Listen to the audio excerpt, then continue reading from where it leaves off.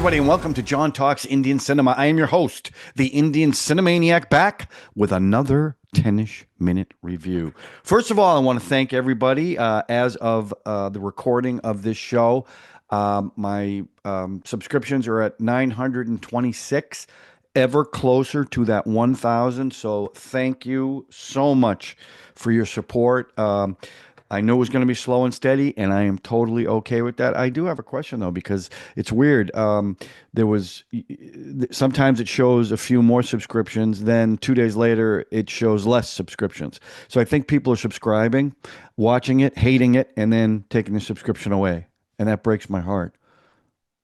So I don't exactly know why, but the good news is it's trending in the right direction. And again, that 1,000 is the magic number.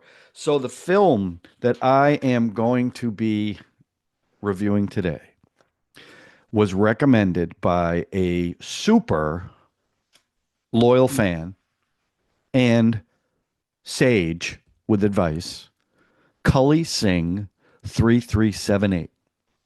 Some of you know Cully because sometimes you do a little back and forth with him in the comment section, which I love. I love the Maniac community. But the film that he has been begging me to watch for a while, and I'm begging in a good way, not a bad way, is Gadar, E.K. Prem Katha from 2001. Now, I did just watch Ghatak, and I put that review out, and I've seen Gayal, but he said this is the film you have to watch. Now, then I did a little research on it, and this came out the same time that Lagan came out with Amir Khan, and I guess this movie was a gigantic blockbuster, one of the biggest films in Hindi history. So I didn't know that about it, but it was directed by Anil Sharma, who also directed Apne, which I was not, I liked it. I wasn't a huge fan of it. I was a little disappointed it wasn't the Sunny Deol I was expecting. Speaking of that, it stars Sunny Deol, who I've seen in Gael, Chup, Blank, Ghatak, like I just said, Aneesha Patel, who was in Bhool Bhulaiyaa and Mangal Pandey, Amrish Puri, Indiana Jones Temple of Doom, Gandhi, Ghatak. I think he was also in Sarafrosh. Let Dubey, Kalho Naho, I saw her. Mad Hunalti Kapoor, and Vivek Shauq. I think that's it, Shauq. So this film was set in 1947 during the partition of Pakistan and India, or Hindustan, as it's referred to quite a bit in this film. And so up front, let me say this for all you Indian cinemaniacs out there. I read the reviews on this after I watched the film, and there seems to be a lot of maybe it's anti-India, because it definitely paints Pakistan in a very negative light, in India in a very positive light. Now, it's an Indian film, so that makes sense to me, but people felt it was almost like propaganda. And it's funny because looking back on the movie, I kind of get the point where the Indian people were very welcoming of a Muslim from Pakistan. And the way they approached that relationship was very different than the way the Pakistanis approached an Indian being married to a Muslim. Having said that, and not looking at it through a political lens, which I suppose in a movie like this is hard to do if you're from India or Pakistan. So I looked at it strictly from a filmmaking, storytelling standpoint. I hope that explains part of it anyway. So the story, and the story was okay. There really wasn't. I got to be careful how I say this. There wasn't really much of a story. It opens up with the part. They explain the partition, and then they say that the people, Pakistanis in India, can freely go back to Pakistan, and Indians in Pakistan can freely go back to India. Well, obviously, that didn't happen because they go from that. They go from it starts off in uh, June 1947, the day of the partition, and then it cuts right back to September 1947, where the trains are leaving India to go to Pakistan, and it's a bloodbath, which I understand truly happened. By the way, this movie is also based on a real life person, Buddha Singh. Um, that's another question I have because in the film they don't pronounce it Singh, they pronounce it Singh G. Is that how you pronounce Singh? Sing G? Have I been pronouncing it wrong this whole time? I thought it was Sing, unless it can be pronounced both ways. Let me know in the comment section. So the story is about a family, a Muslim family, who is being forced, a very wealthy Muslim family, being forced to take the train to Pakistan, and then an Indian family in Pakistan who was going back to India. So it's a little cross thing going on, right? So through the course of this, one of the daughters of the family going to Pakistan gets left behind, Sakina, and she wakes up, or there's an attack where everyone's on the train is killed, and she wakes up to dead bodies everywhere, and now Indians and Sikhs want to kill her. So they start running after her, and that's the big dramatic entrance of Sunny Deol's character, Tara Sinji, who saves her.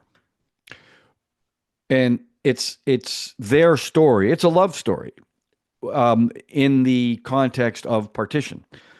And he saves her and watches over her and protects her because people want her dead because she's Muslim, because of everything that happened to them. And the story is how they come together, get married.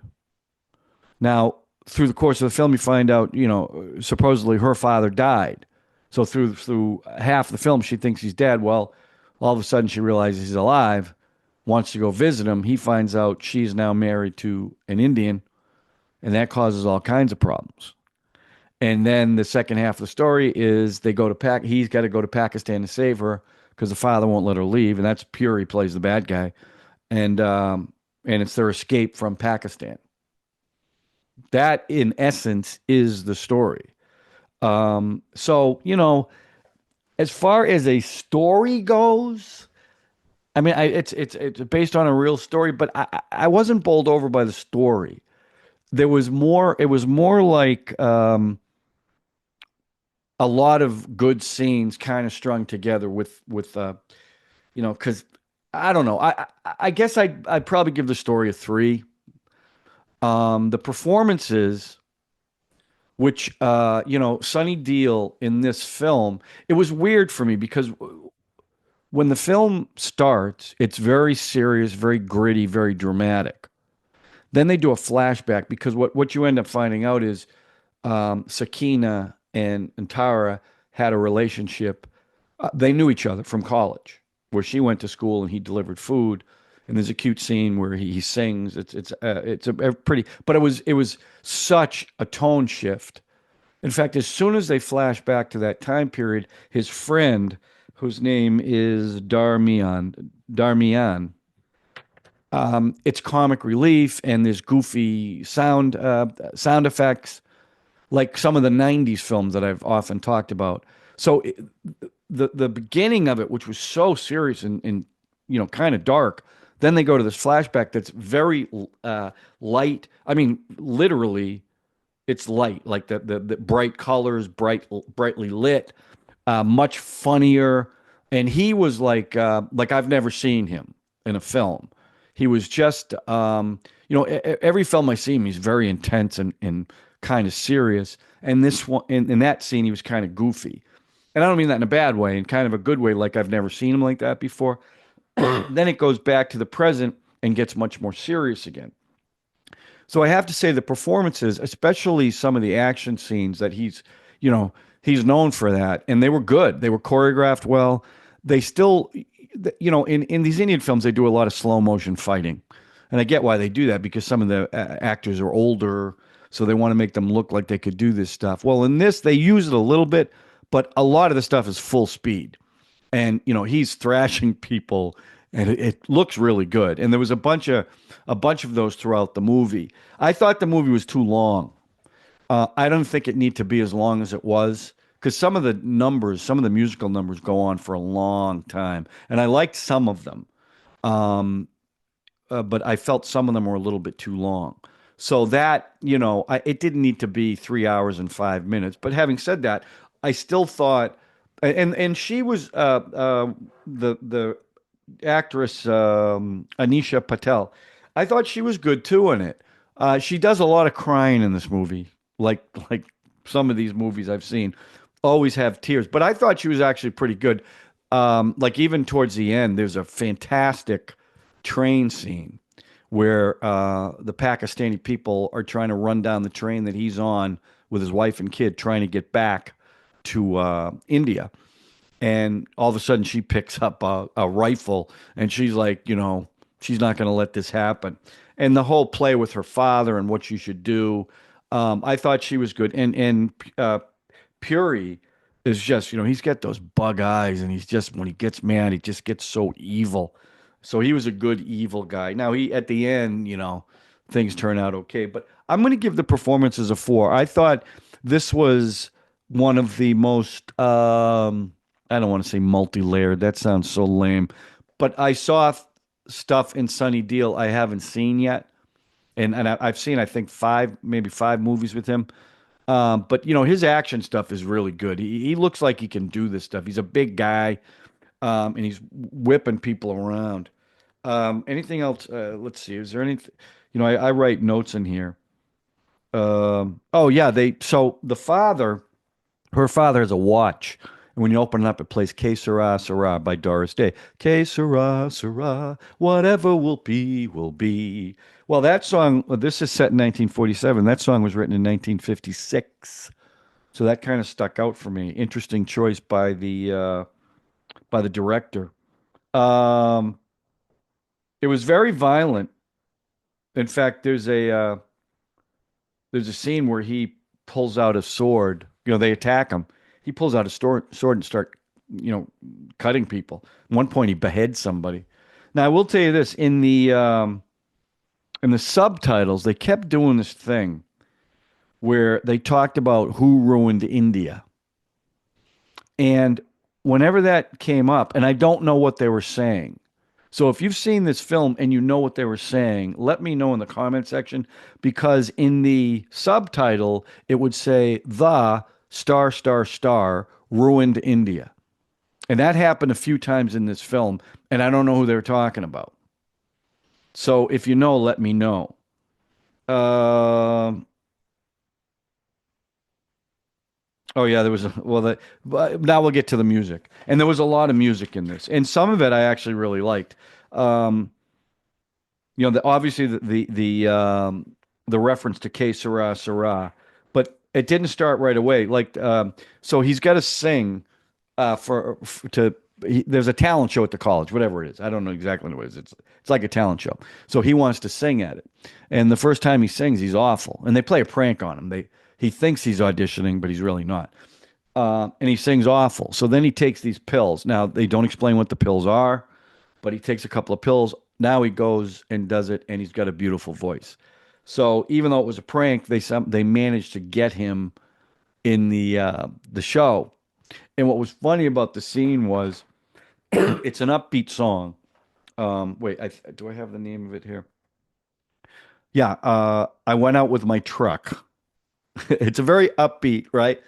And the funny thing about it was there's a scene in Elvis and movies, Johnny Cash movie too, where they sing the first time in front of an audience, and the crowd goes crazy as soon as they start singing. That happened in this movie. It's very funny, and I couldn't stop thinking about Elvis, you know. But it's a great number. He does a good job. You know, it's choreographed well. So that was actually the second song, and then there's a song where and this is a song they play a lot throughout this film. Um, so he is going to drive her to the border, even though he loves her. He wants to get her back to Pakistan.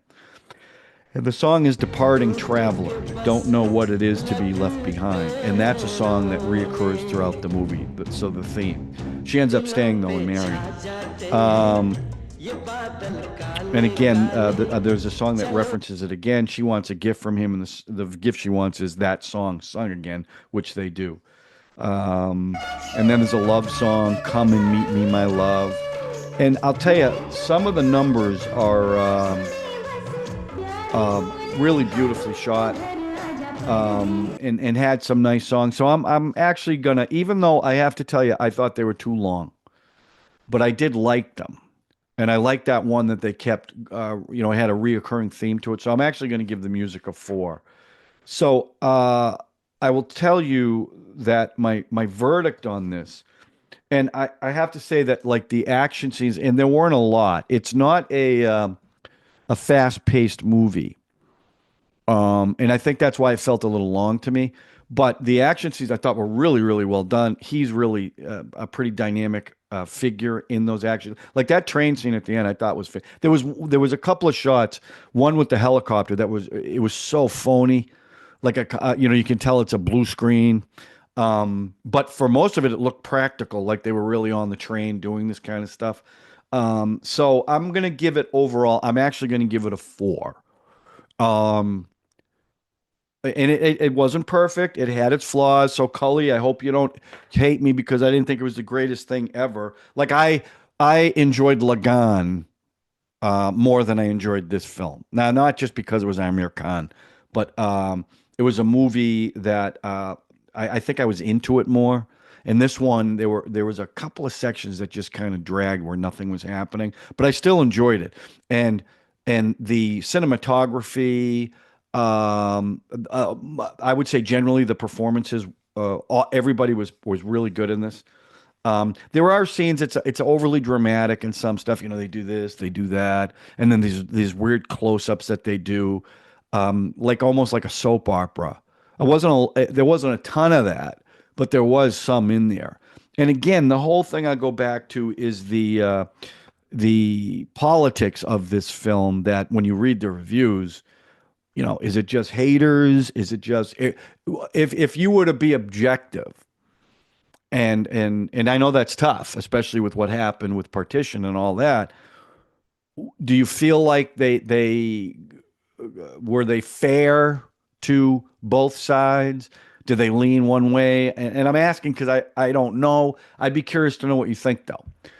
So let me know what you think in the comment section. I appreciate that. And if you're new to the channel, please subscribe, hit the notification button, hit the like button. And the most important thing to achieve that 1,000 subscribers is you got to share it, because that's the only way right now I can build the channel, because the YouTube algorithm won't put it out there. Okay.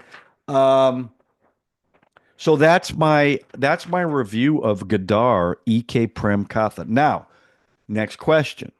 I think they made 2 more Gadars with Sunny Deol. I know there's a Gadar 2. Are they worth watching?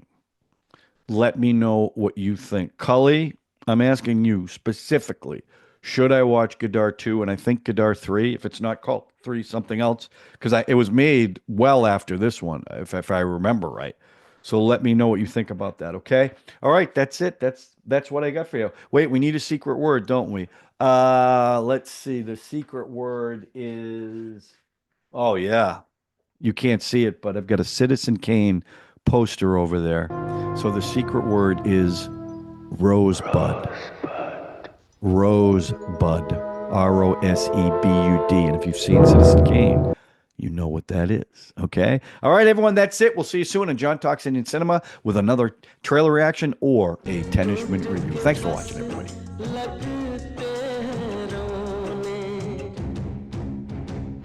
दिलों पे छा जाते हैं ये बादल काले काले